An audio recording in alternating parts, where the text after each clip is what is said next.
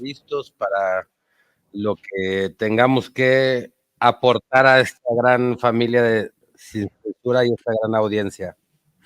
Pues hoy me tocó a mí, querido Amir, porque el Vicente, ya sabes, anda como el correcaminos, mano, de arriba para abajo, y así es que ni modo, me tocó aquí estar contigo.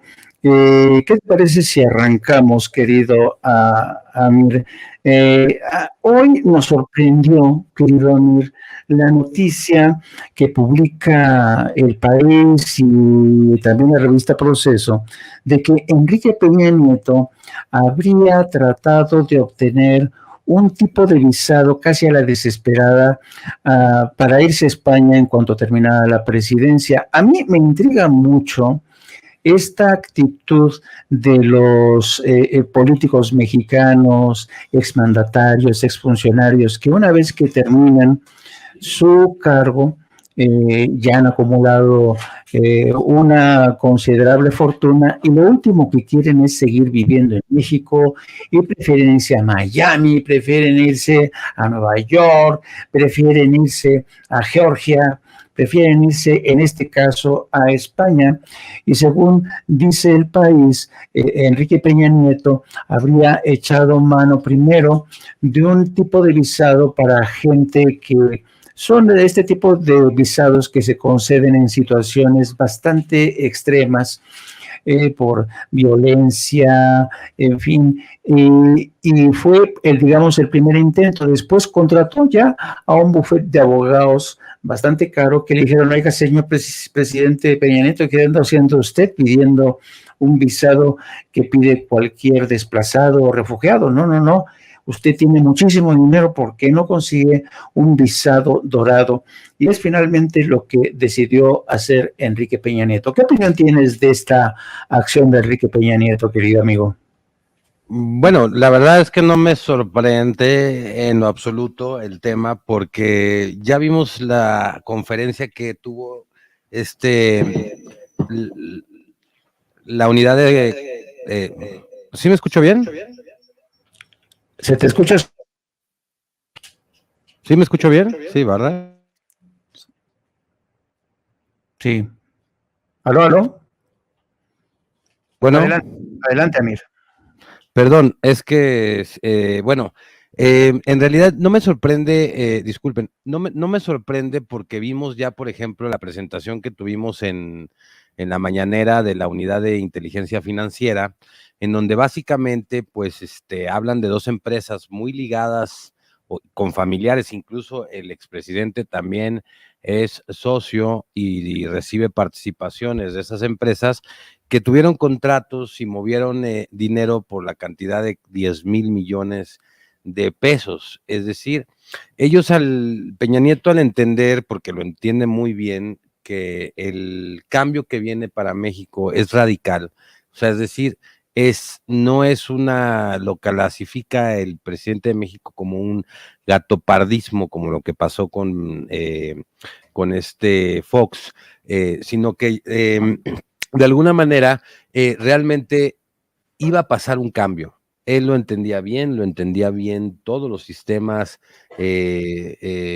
pues financieros, todos los empresarios, todas las personas que estaban involucrados en los regímenes anteriores que nos gobernaron, sabían que López Obrador representaba precisamente un cambio radical al sistema político, a las políticas públicas, a la forma de gobernar. Y yo en primera instancia, lo que observo de Peña Nieto es que con todo lo que pasó en su gobierno y estas dos empresas y lo de Ayotzinapa y todas estas cosas que venían claramente, pues bueno, lo primero que se me ocurre pensar es, pues no debo estar en México, ¿no? Pasó también en otros sexenios, lo hizo Salinas de Gortari cuando pues matan a Colosio, entra Zedillo y Zedillo de alguna manera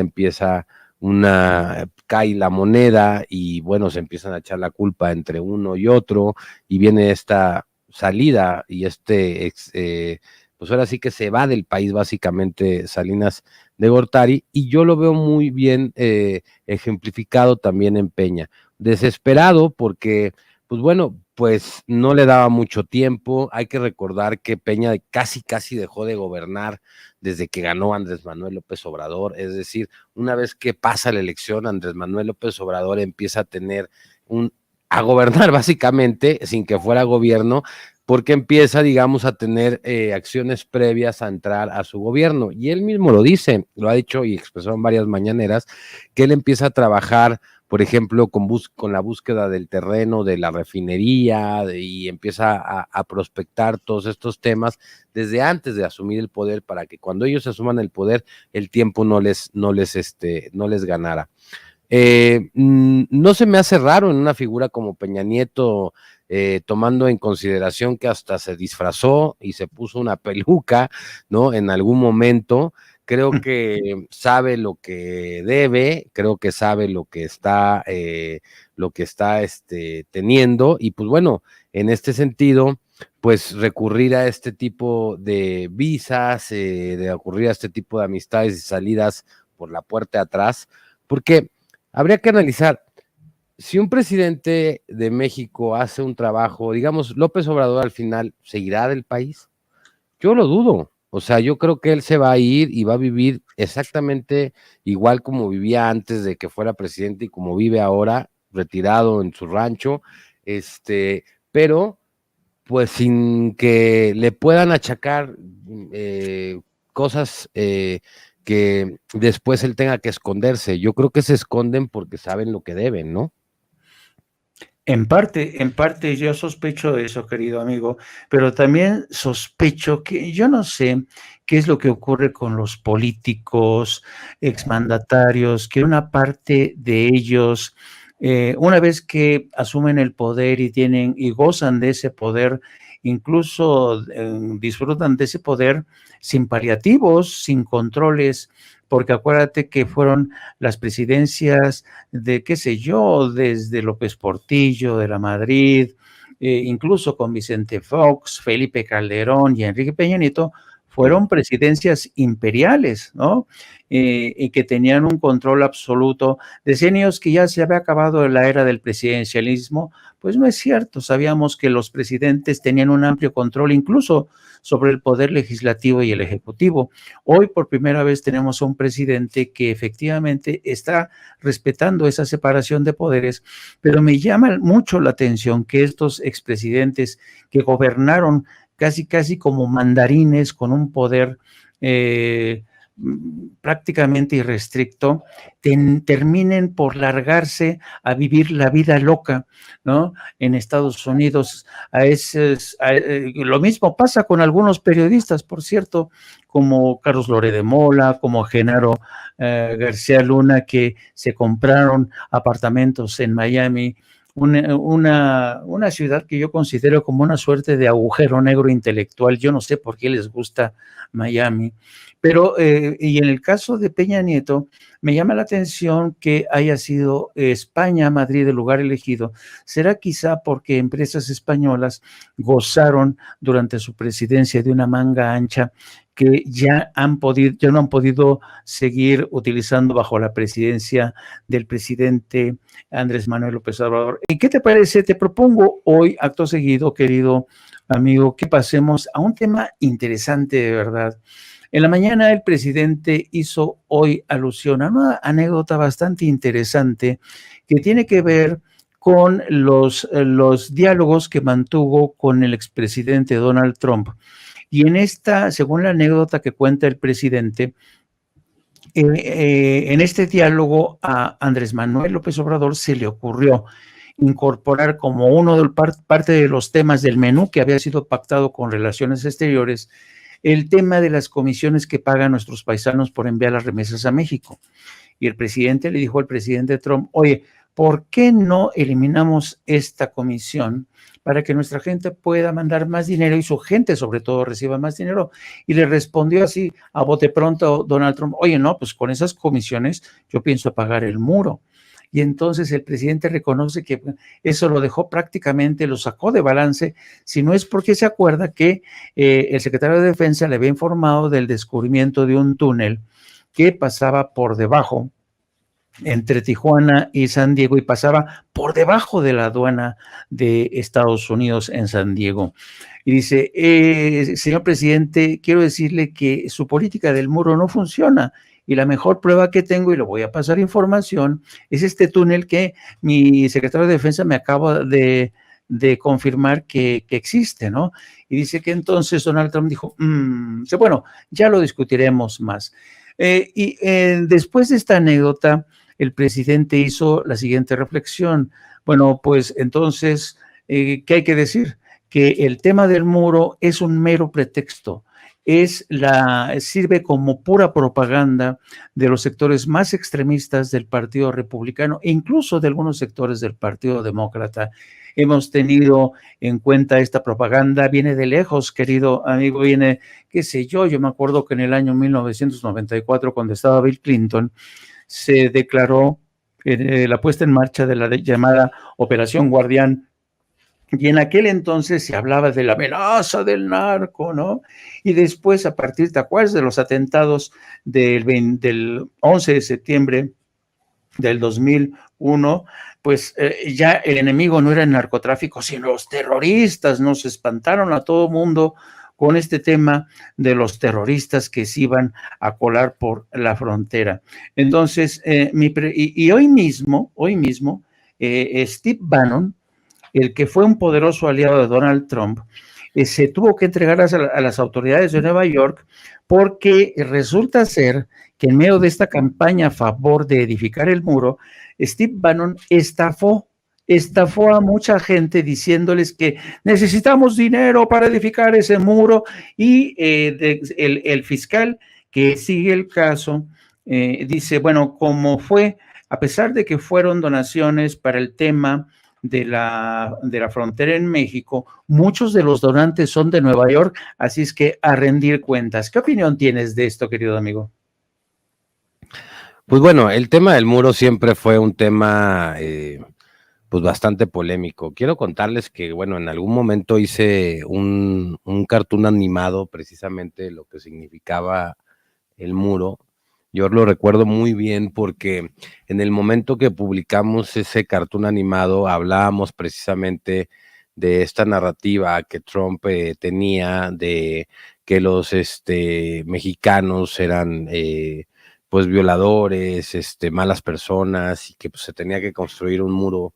Y bueno, esto parecía casi imposible que en esos momentos que Trump ganara. Y resulta que publicamos ese cartoon animado, un cartoon muy bueno, porque, por cierto, me sorprendió mucho porque narraba precisamente una de las partes mexicanas en donde se aliaban de las manos los mexicanos en contra del muro o de frente al muro, como si nosotros estuviéramos haciendo ahora un muro humano en contra de estas decisiones. Y resulta que cuando gana Donald Trump las elecciones, un día yo estaba en mi celular y de repente empieza a vibrar, a vibrar, a vibrar, a vibrar, a vibrar, a vibrar, a vibrar, y resulta que pues se está viralizando ese video, ese cartoon animado. Y bueno, llegó en ese momento a casi 8 millones de personas alcanzadas, tuvo casi 1 millón de, ¿cómo se llama?, de compartidos. Y yo recuerdo mucho ese momento porque me impresionó mucho cómo impactó la noticia del triunfo de Trump, y cómo los mexicanos nos encontrábamos como en una especie de incertidumbre por todas estas declaraciones que hizo en campaña y ya siendo presidente de los Estados Unidos, cómo iba a venir el futuro para México, ¿no? Recordamos también aquel momento en donde Peña Nieto recibe a Trump básicamente, y bueno, todo el mundo se le fue a Peña en ese momento a la yugular por la decisión que tomó. Yo creo que ellos tenían muy claro de lo que venía, ¿cómo se llama?, en las elecciones de Estados Unidos. Realmente es que la opinión mexicana en ese momento era que Trump era imposible que ganara, Su triunfo causó una gran incertidumbre en el país, en los mexicanos, por este muro, que fue un gran discurso o que le funcionó a él como discurso de campaña, como estrategia de campaña. Pero, y después viene este momento de cambio de gobierno con López Obrador y toda la derecha conservadora, todos estos opinadores, decían que venía la crisis para México porque pues no se iba a poder entender un capitalista como Trump con un, pues según sus narrativas, comunista como López Obrador, ¿no? La gran sorpresa fue que López Obrador hizo un maravilloso trabajo de relaciones exteriores, de, de, de entender muy bien lo que Trump estaba haciendo en ese momento. Y dicen ellos que, bueno, tienen una gran relación e incluso hacen las bromas que se hacen entre ellos, las cuentan, de que pues no pensó nunca Trump que le fuera a caer tan bien una persona tan populista como López Obrador, y López Obrador le contesta que él tampoco creía que le iba a caer una persona como tan capitalista como él. Pero en realidad es que es todo este discurso del muro le trajo muchos votos a Donald Trump, trajo mucha incertidumbre a los mexicanos. eh, Gracias a Dios ganó López Obrador, porque pues definitivamente pues defiende esta gran soberanía nacional, esta gran patria. Para eso lo contratamos, y lo que empieza a pasar es que empieza a haber un diálogo sobre el tema. Incluso hay una anécdota que cuenta el presidente de la República cuando va él a visitar, que ya ven que es la primera vez que sale del país nuestro presidente, pues precisamente es para ir a ver a Trump, y que precisamente en la cena o uno de los pactos de los que habían hablado era que Trump no iba a tratar el tema del muro. Y cuando llegaron a la cena ya con los empresarios y todo eso, dije, bueno, ya no hay, dice Trump, ya no hay cámaras, el muro, ¿no? Y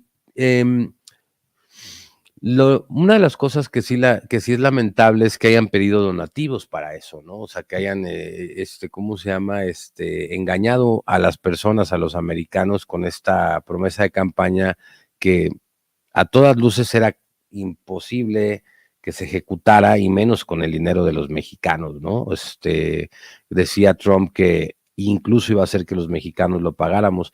Yo estoy seguro que de haber tenido a Naya ahí o a otro presidente, pues hasta le hubiesen ofrecido ellos construir el muro, o sea, pero bueno, tenemos un presidente que defiende la soberanía nacional, que pone por delante los intereses de la nación. Considero que ese discurso López Obrador lo entendió perfectamente bien, un discurso político para generación de voto, y que después supo manejar muy bien las circunstancias con Donald Trump, a tal grado de que hicieron una gran relación y se formaron, creo que muy buenas relaciones entre Trump y López Obrador, y benefició mucho a los dos pueblos, tanto al americano como al mexicano. Claro que no van a dejar las comisiones de las remesas que envían nuestros héroes nacionales, los paisanos. Claro que no lo van a dejar porque pues es una grandísima cantidad de dinero la que se envía, ¿no? Imagínense que nuestro país es la fuente número 1 de ingresos, ¿no? O sea, ingresamos más por remesas que mandan los héroes nacionales, que son los paisanos, que la venta del petróleo, que del turismo, que de la producción de materias en México. Imagínense qué tan importante es este dinero, que imagínense la comisión, ¿no? ¿Quién no, qué país no quisiera esa comisión? Yo creo que más que ser por un tema del muro, básicamente es un tema porque es un ingreso muy importante para cualquier país, esta gran cantidad de dinero. Si en México significa el ingreso número 1, pues bueno, imagínense las comisiones. Yo lo que veo es que empieza otra vez el ambiente político electoral en los Estados Unidos, se empieza a volver a calentar el tema de que el discurso antimexicano, antilatino, racista, deja esa cantidad de votos. creo que empiezan a implementar otra vez esas estrategias. Donald Trump a mí se me hace una persona súper inteligente, que todo lo que hace y dice lo tiene perfectamente medido en un estudio, perfectamente bien elaborado de qué le va a redituar, cuánto le va a sumar y cuánto le va a restar. Y creo que él es una persona que hace estrategia política precisamente pensando en cómo ganar la elección. Eh, Pasó también a principio de elección con Donald Trump a este mismo personaje, está aliado él, que también le quisieron vincular algunos temas en ese momento. De hecho, se refiere de que, pues bueno, en el 2020 también algunos agentes federales sacaron el yate de lujo, por ejemplo, ¿no? Lo arrestaron con cargos de haberse embolsado más de $1 millón en donaciones. Y bueno, el punto es que creo que es el ambiente político lo que se empieza a calentar. Pasa en México también que cuando vienen las elecciones pues, empiezan los guamazos a lo que da, vemos que da denuncia, que el alcalde denuncia al otro, al que va saliendo, al que va entrando, que empiezan a aflorar muchos trapitos sucios, ¿no? De cada uno de los contendientes. Yo creo que es parte de esto. ¿No? Yo creo que es parte de lo que está sucediendo en el ambiente político.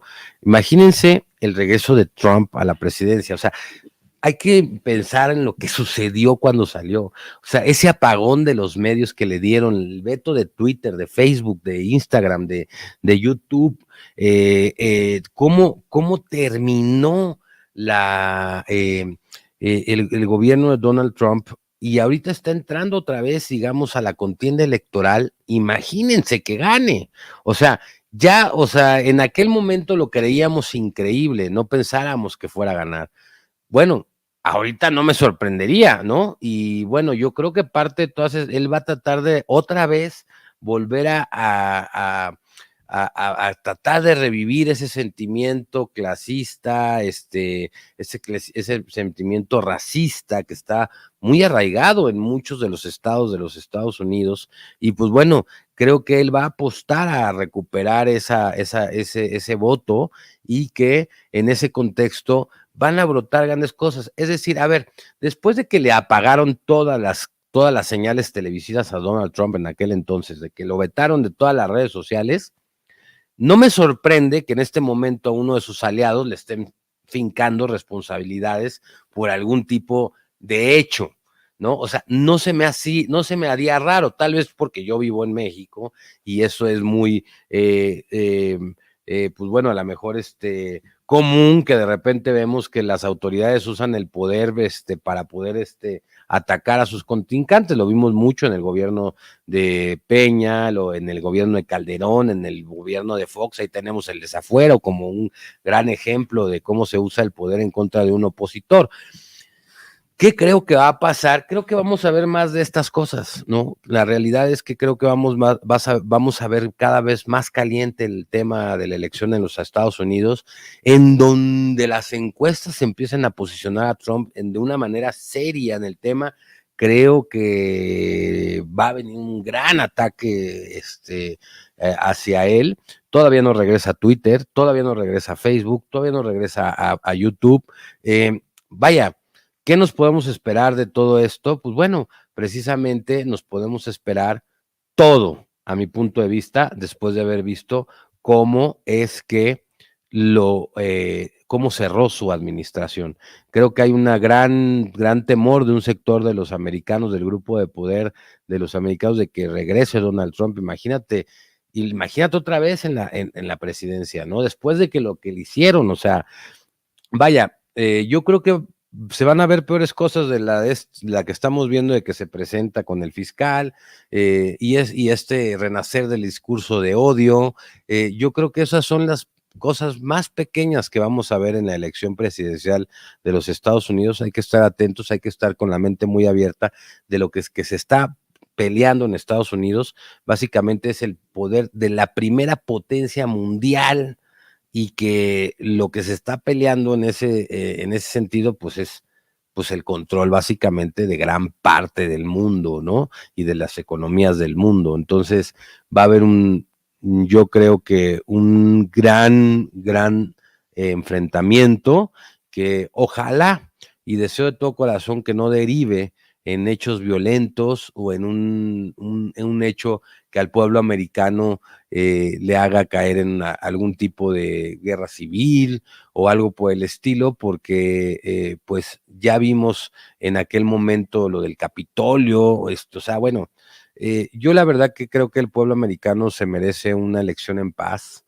una elección tranquila, que los que vayan a contender sean respetuosos, eso incluye a las otras naciones.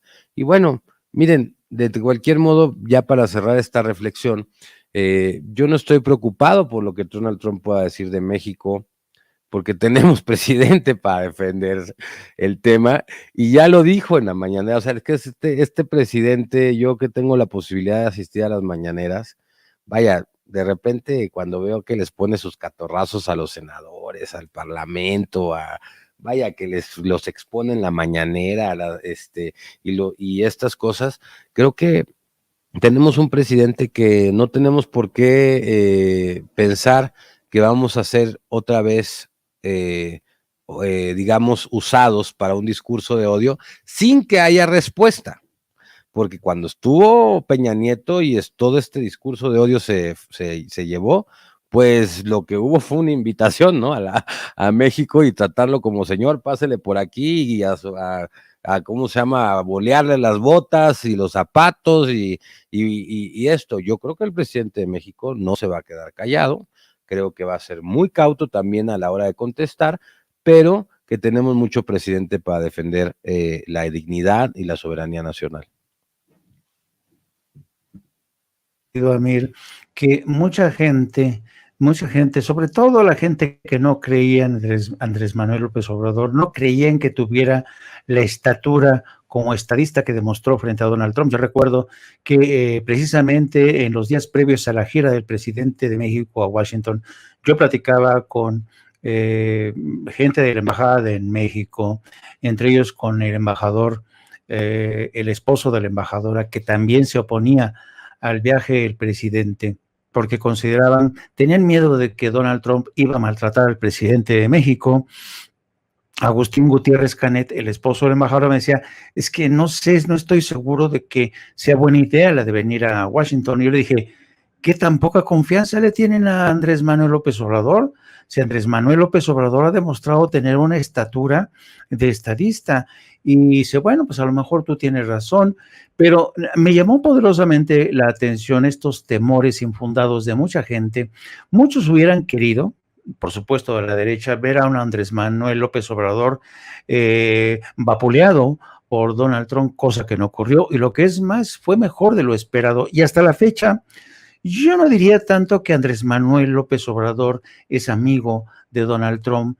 Yo creo que Andrés Manuel López Obrador ha sabido poner en marcha lo que yo llamo la realpolitik de Andrés Manuel López Obrador, se ha ajustado a las circunstancias, ha conseguido dominar a una fiera como Donald Trump, ha conseguido entablar una negociación y un diálogo productivo con Joe Biden.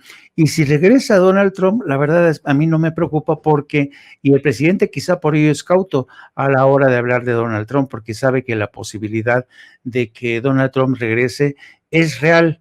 Aunque vivimos tiempos, querido Amir, en donde el futuro es tan incierto que yo no apostaría todas mis canicas para que regrese Donald Trump. Te agradezco muchísimo, querido Amir, tu intervención.